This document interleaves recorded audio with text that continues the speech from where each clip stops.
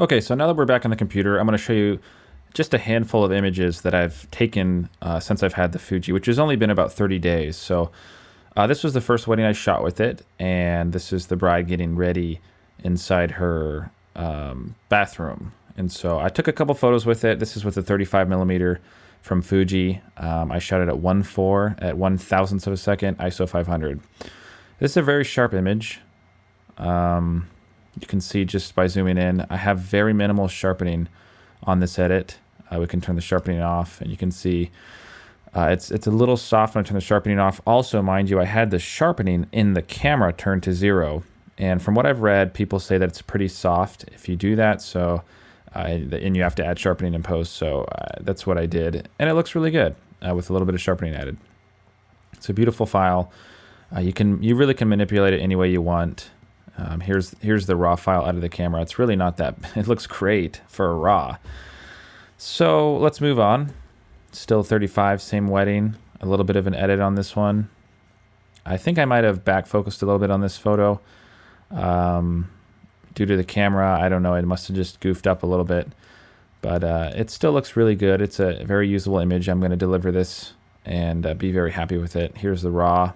Again, still looks pretty good out of the camera. With a little bit of editing, you can do a lot of stuff with it. I really do like the way the files work. They feel good. I don't want this video to kind of detour people from buying the camera. I'm just saying, for me and for my needs for weddings, it couldn't replace my 5D3. It definitely could be right next to it, and I could shoot, 5D3 and Fuji, which I did in most of these weddings.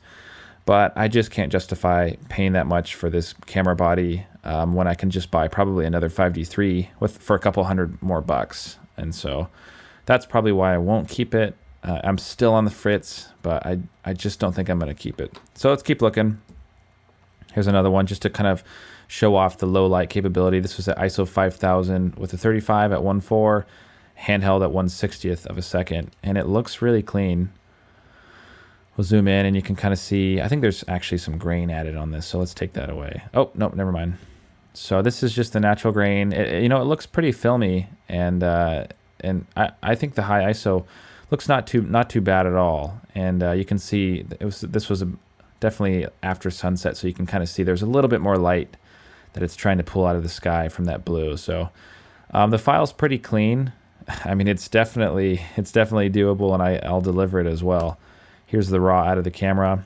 White balance wasn't that well done, but I mean, you can just adjust it, and it's back to what you want. So the high ISO, it's pretty good. It definitely gets a little bit noisy, but at 5000, this is, it's not too bad compared to the 5D3.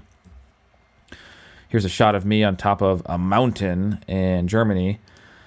And you can see that this was shot with the Rokinon 12 millimeter. It just says 21 millimeter, but it really is the 12 millimeter. Probably shot this at f4 or something on the lens.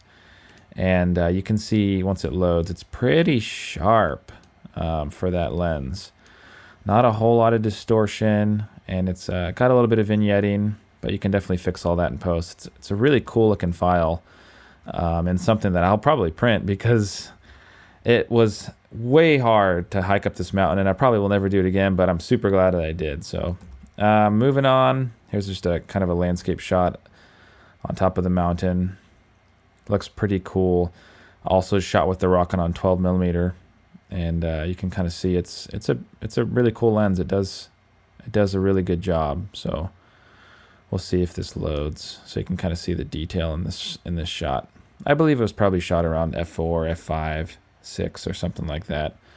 Can't recall off the top of my head, but you can see, I mean, that's pretty good. It looks, not too bad. It's actually really good. I'm just kidding myself. I really want to keep the camera. I need to talk myself into it, but... And here's a little mini shoot I did with my sister and her husband in Germany. I kind of just walked around and shot a bunch of photos. So this is all with a 35 at 1.4. One looks like 900ths of a second, and ISO 200. So it's really cool, clean file. It's beautiful, and we'll just keep moving on. Here's another one I shot with them in the field. Sorry, not in the field, but on the street.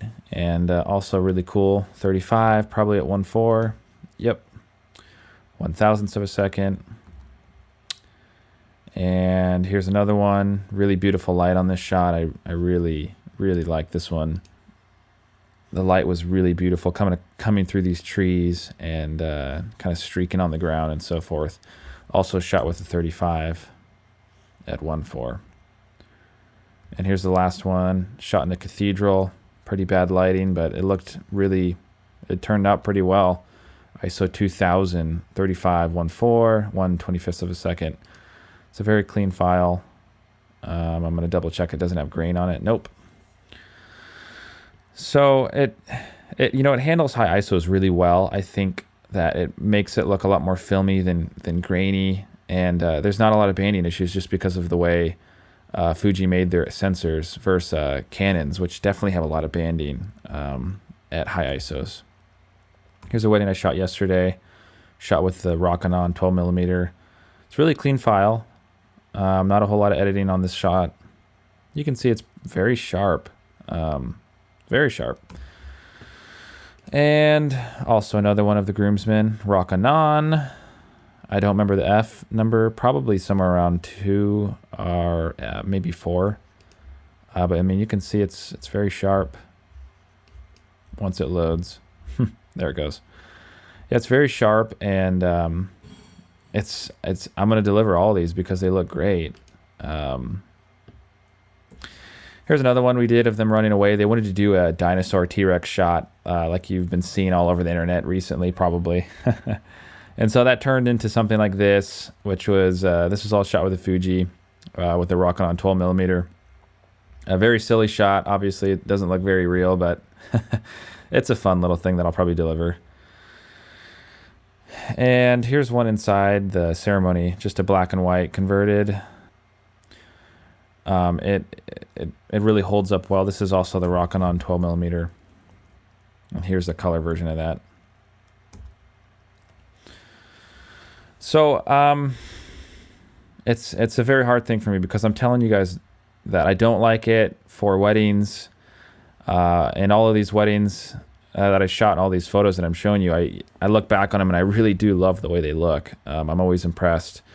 I would have liked to try some more lenses out from Fuji, like the 56mm and even their new 40, I think 55 to 140 or something like that. I can't remember. But I don't think I'm going to probably keep it just because I think I'd probably rather just buy another 5D3 and have the video capability that's a little bit better than the Fuji, as well as the focusing that is heaps and bounds ahead of the Fuji, in my opinion. So again, I love the image quality, and looking at these images, I really am impressed by the camera for its size factor. But I'll probably give it back and maybe try for Fuji's next camera. So guys, leave a comment in the bottom. Let me know what you think about it. And also be sure to check out my Facebook, my website, which I have a bunch of free presets for Lightroom, and Instagram, David James I. And until next time, I'll see you guys. And please hit the thumbs up if you like this video. That just lets me know that you guys are appreciating the stuff I'm putting out. And I'll see you next time.